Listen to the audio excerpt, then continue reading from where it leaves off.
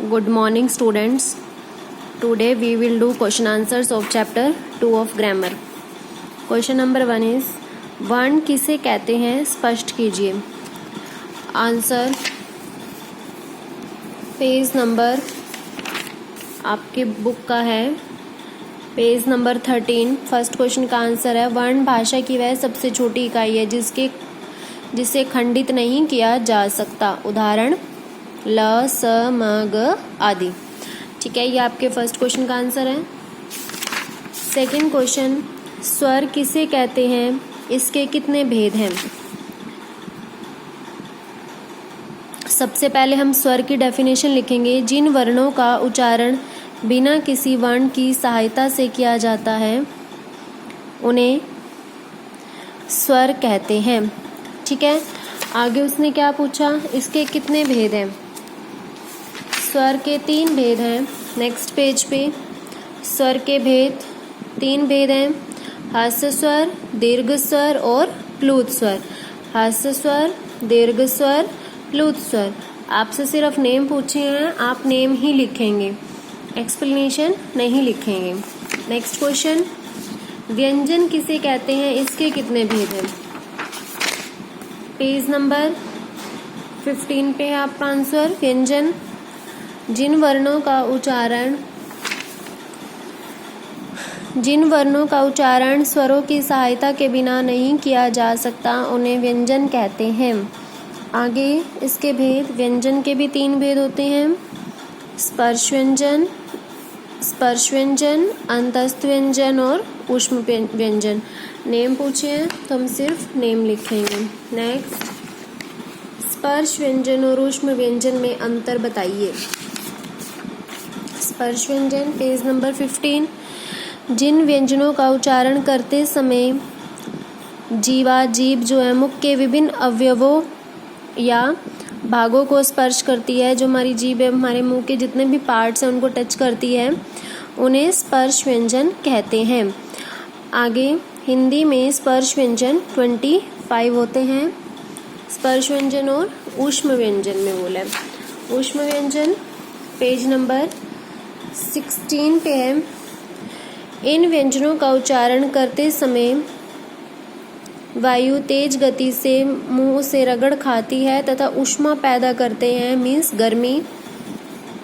उन्हें ऊष्म व्यंजन कहते हैं. ये 4 ऊष्म व्यंजन की संख्या 4 है. ऐसे लिख सकते हो आप. इसमें कैसे लिखा था, हिंदी में स्पर्श व्यंजन 25 होते हैं, आप इधर आप लिखोगे स्पर्श व्यंजन 4 है. ठीक है, ये थे आपके question answers. Exercise. Second question, ध्वनियों को लिखने के लिए जिन चिन्हों का प्रयोग किया जाता है उन्हें लिपि कहते हैं. वर्णों के व्यवस्थित समूह को वर्णमाला कहते हैं. भाषा की सबसे छोटी इकाई वर्ण है.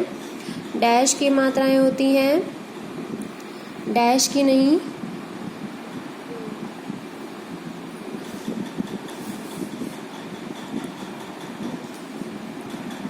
एक सेकेंड,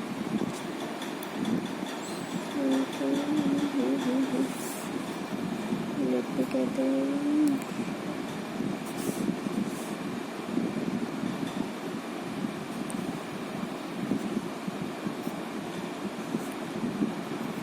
ओके सॉरी. डैश की मात्राएं होती हैं, व्यंजन की नहीं. हिंदी की वर्णमाला में 4 संयुक्त अक्षर हैं. ठीक है. नेक्स्ट, स्वरों का उच्चारण करने में हमें किसकी सहायता लेनी पड़ती है, किसी की भी नहीं. हिंदी की वर्णमाला में कितने वर्ण हैं, 52. अंग्य, अण, न, म को हम किसके रूप में लिखते हैं, अनुस्वार. ये हमें कुछ वर्ड्स दिए गए हुए हैं बॉक्स में, इनमें से हमने स्पर्श व्यंजन, अंतस्थ व्यंजन और ऊष्म व्यंजन को अलग करना है. देखिए, स्पर्श में आएगा न, क, व, प, य, र, ल, व, श, स, ह. नीचे दिए गए शब्दों में अनुस्वार और अनुनासिक का चिन्ह लगाइए. हंसी पे चांद बिंदु, पांचवा पे चांद बिंदु, पसंद पे अनुस्वार अंक की बिंदी, सन्यासी पे बिंदी, शतरंज, मांस चांद बिंदु, शैतानिया चांद बिंदु, मूछ पे भी चांद बिंदु, चंदन पे अंक की बिंदी, झंडा पे भी अंक की बिंदी. नीचे दिए गए पंचाक्षर का प्रयोग करके लिखिए। पंचाक्षर मीन्स जो हमारी लाइंस होती है क ख ग घ ण, जैसे अण है हमारा, इसका प्रयोग करते हुए इसको और किस तरीके से लिखते हैं, इसका प्रयोग करते हुए हमें इसका लिखना है परंपरा।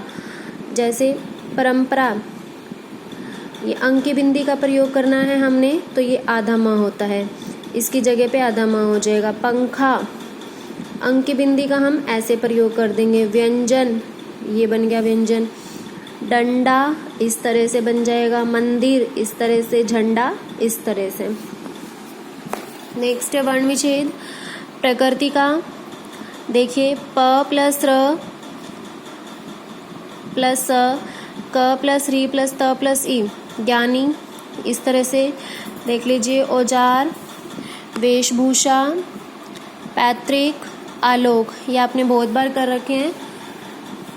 नीचे दिए गए संयुक्त व्यंजन के 3-3 शब्द बनाइए। मीन्स ये वाला वर्ड बीच में आना चाहिए, आधा द और ध। मैंने बनाया युद्ध, सिद्ध, विरुद्ध। अगर आपने अपने अलग से बना रखे तो कोई दिक्कत नहीं है, बस ठीक होने चाहिए। आधत्व और व आना चाहिए। त्व, गुरुत्व, व्यक्तित्व। मक्खी, मक्खन, दक्खन। आत्मा, खत्म, आत्म समान। लज्जा, छज्जा, सज्जन। एक इसमें ये दे रखा था, उचित मात्रा लगाकर शब्द बनाइए। मीन्स ठीक मात्रा लगाकर। मौसम, लापरवाह या लापरवाही भी हो सकता है। बारिश, देशवासी, हिमालय, पुस्तक, आदेश, पड़ोसी। तो ये आपका सेकंड चैप्टर है, इसको अपनी ग्रामर की फेयर नोटबुक में करिए और आगे से कोशिश करिए कि जो भी चैप्टर आपका रीड होएगा उसकी एक्सरसाइज खुद से फाइंड आउट करने की कोशिश करिए। मैं बाद में टैली करवाऊंगी बस।